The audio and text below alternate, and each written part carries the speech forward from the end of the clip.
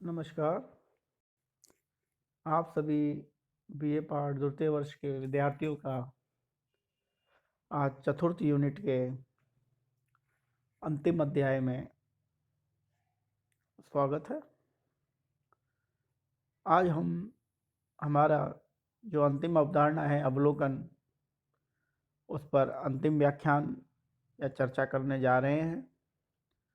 पूर्व के व्याख्यान में मैंने आपको अवलोकन की परिभाषा, विशेषताएं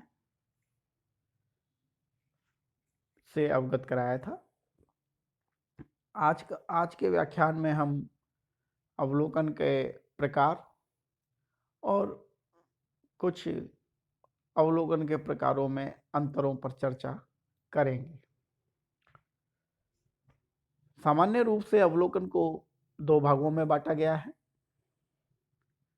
प्रथम भाग में व्यक्तिगत अवलोकन और दूसरा है सामूहिक अवलोकन।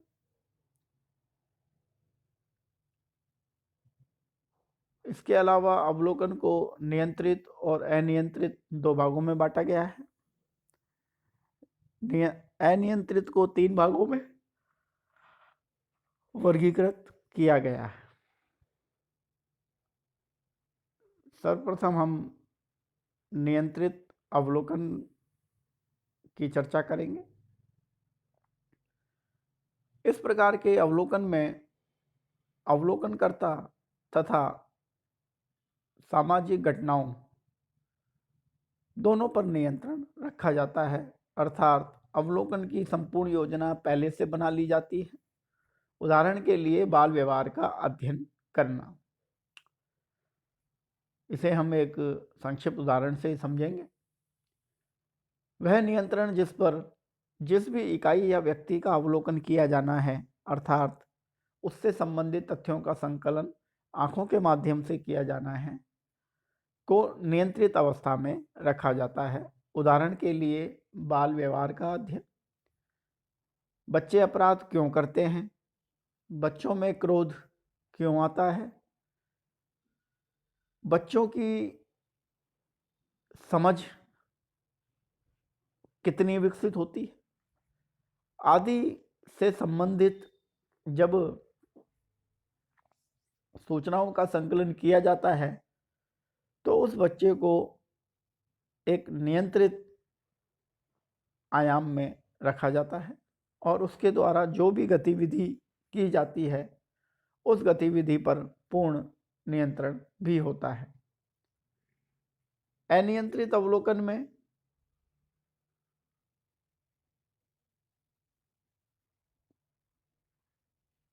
अवलोकनकर्ता व्यक्तिगत स्तर पर किसी घटना का अध्ययन करता है और इसमें अध्ययनकर्ता पर किसी भी प्रकार का कोई भी नियंत्रित नहीं होता है। यह एक तरीके से व्यक्तिगत अवलोकन का ही एक प्रकार है। व्यक्तिगत अवलोकन को अनियंत्रित अवलोकन को 3 भागों में वर्गीकृत किया गया है। पूर्ण सहभागी अवलोकन, अर्ध सहभागी अवलोकन और असहभागी अवलोकन। तो सर्वप्रथम हम चर्चा करेंगे पूर्ण सहभागी अवलोकन। इस प्रकार के अवलोकन में अवलोकनकर्ता अध्ययन समूह का ही एक अंग बनकर उनके प्रत्येक व्यवहार में सक्रिय भाग लेता है।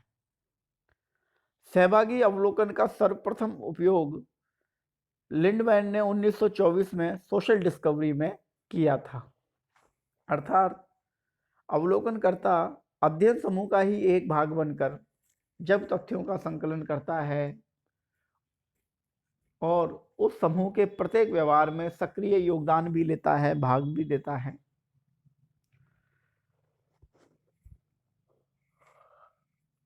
तो इस प्रकार का जो अवलोकन है वह सहभागी अवलोकन के अंतर्गत आता है। लिंडमैन नामक समाजशास्त्री ने अवलोकनकर्ता ने 1924 में सोशल डिस्कवरी में इस प्रकार का अवलोकन किया। अर्थात जब हम किसी जनजातीय समुदाय का अध्ययन करें और उस जनजातीय समुदाय में उस जनजाति की तरह ही रहकर अध्ययन करें, अवलोकन करें, तो इस प्रकार का अवलोकन पूर्ण सहभागी अवलोकन होता है, क्योंकि इसमें हम उस समूह की समस्त घटनाओं में स्वयं को जीवन यापन के रूप में स्थापित करते हैं। अर्ध सहभागी अवलोकन, यह सहभागी और असहभागी दोनों प्रकार के अवलोकन का सम्मिलित रूप माना जाता है, क्योंकि ना तो पूर्ण सहभागिता संभव है और ना ही असहभागिता संभव है, दोनों अव्यवहारिक पक्ष हैं। अतः कभी कभी ही ये दोनों पक्ष संभव हो पाते हैं, इसलिए इनका जो मिला जुला रूप है उसे अर्ध सहभागी अवलोकन कहते हैं। उदाहरण के लिए जब हमें किसी जनजातीय समूह का या किसी विशेष सामाजिक समूह का अध्ययन करना होता है, तो उस समूह में हम दिन में तो अपनी गतिविधियां संचालित करते हैं, परंतु रात में हम उस समूह से दूर हो जाते हैं। इस प्रकार का जो अवलोकन हुआ, अवलोकन के माध्यम से हम तथ्यों का संकलन करते हैं, वह अवलोकन अर्ध सहभागी अवलोकन कहलाता है। अनियंत्रित अवलोकन का जो तीसरा प्रकार है वह है असहभागी अवलोकन। इस प्रकार के अवलोकन में अनुसंधानकर्ता या अवलोकनकर्ता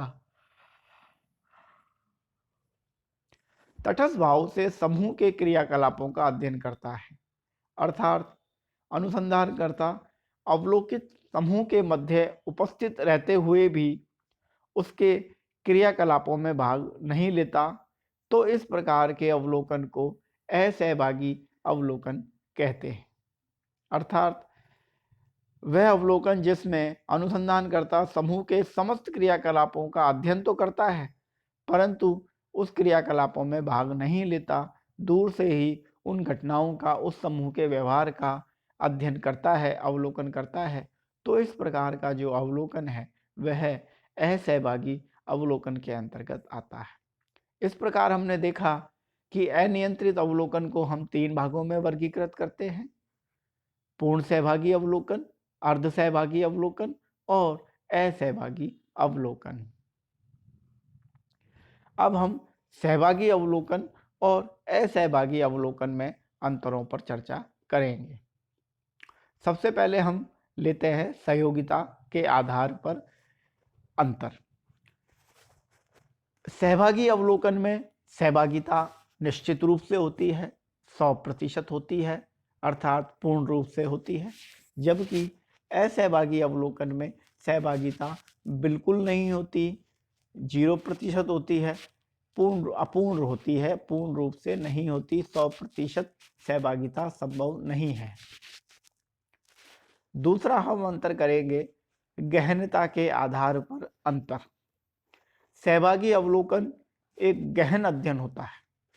सहभागी अवलोकन के माध्यम से तथ्यों का संकलन गहराई से किया जाता है, जिससे सामाजिक निष्कर्ष भी उतने ही ज़्यादा त्रुटि रहित निकलते हैं, सत्य सिद्ध होते हैं। जबकि असहभागी अवलोकन के अंतर्गत गहनता नहीं होती, क्योंकि उसमें सामाजिक अवलोकनकर्ता केवल कुछ पक्षों का ही अध्ययन करता है, संपूर्ण पक्षों का अध्ययन नहीं कर पाता है। इसके पश्चात हम देखेंगे जांच।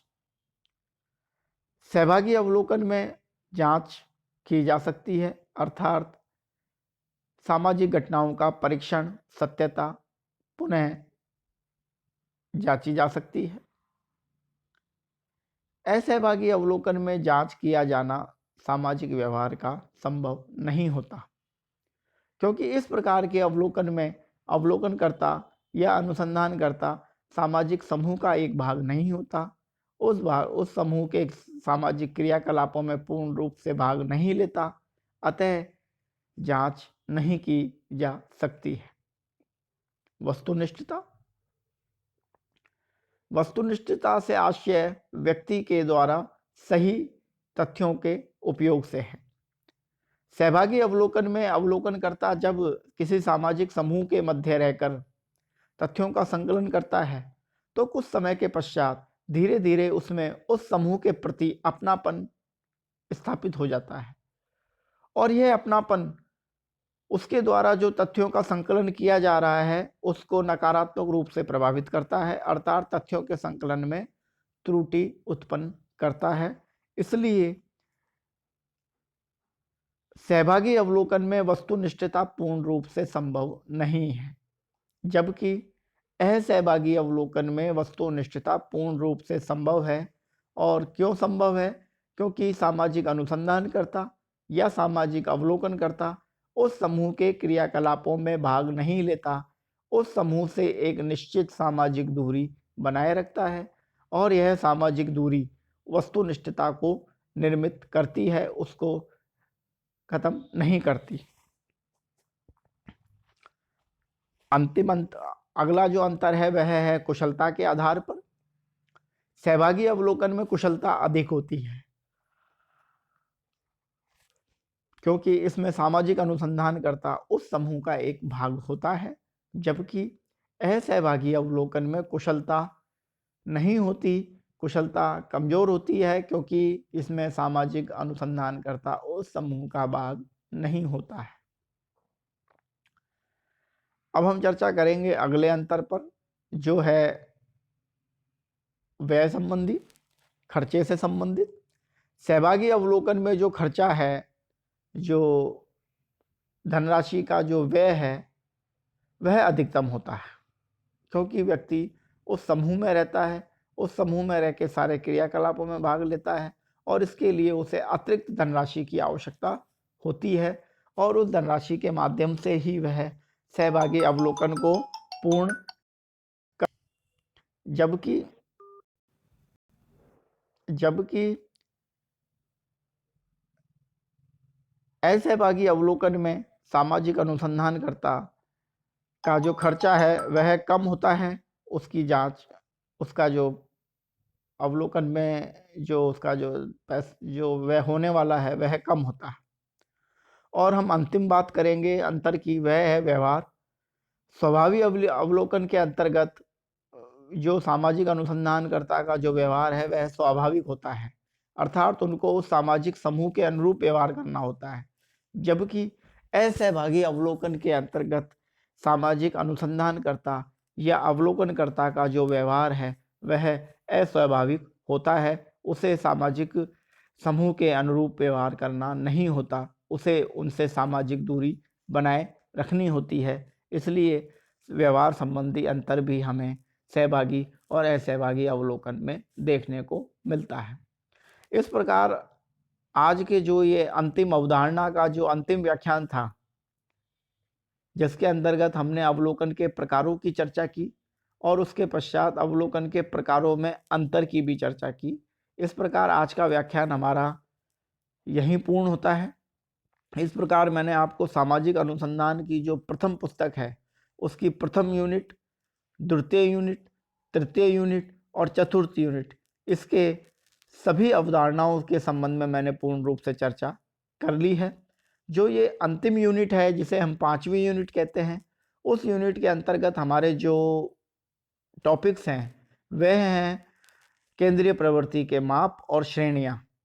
केंद्रीय प्रवृत्ति के मापों के अंतर्गत हमारे जो गणितीय माप हैं, जिन्हें हम 9th 10th में भी पढ़ के आए हैं, माध्य, मध्यका और बहुलक, उन पर चर्चा करेंगे। उससे पहले इसी अध्याय में 5वीं यूनिट में ही हमारे श्रेणियों का भी एक टॉपिक दिया हुआ है, अवधारणा दी हुई है। इसके अंतर्गत हम श्रेणियों की जो 3 कैटेगरी हैं, व्यक्तिगत श्रेणी, खंडित श्रेणी और सतत श्रेणी, पहले उसकी चर्चा करेंगे। उसके पश्चात हम जो केंद्रीय प्रवृत्ति के जो 3 माप हैं, जिन्हें हम माध्य, मध्यांक, मध्यका और बहुलक कहते हैं, की चर्चा करेंगे। आज के व्याख्यान में मैं इतना ही आपको बता पाऊंगा, और अगला जो व्याख्यान है वह हमारा दीपावली की छुट्टियों के पश्चात ही हो पाएगा, क्योंकि राजकीय अवकाश जो है, दीपावली का जो शैक्षणिक अवकाश है वह 9 नवंबर से लेके 16 नवंबर तक है। तो अब जो उसके बाद जो अपना अगला जो वीडियो होगा वह 17 या 18 तारीख से हम शुरू करेंगे। और मैं आपको इस व्याख्यान के पश्चात इस यूनिट से संबंधित एक जो गृह कार्य है वह भी आपके जो व्हाट्सएप ग्रुप है उस पर शेयर करूंगा, और मेरी आपसे यह विशेष आग्रह रहेगा कि आप जो असाइनमेंट मैं दे रहा हूं, गृह कार्य जो मैं दे रहा हूं, उसे एक निश्चित रजिस्टर बना के उन प्रश्नों को हल करें आप, और यह आपकी जो परीक्षा में है वह बहुत मदद करेगा। धन्यवाद।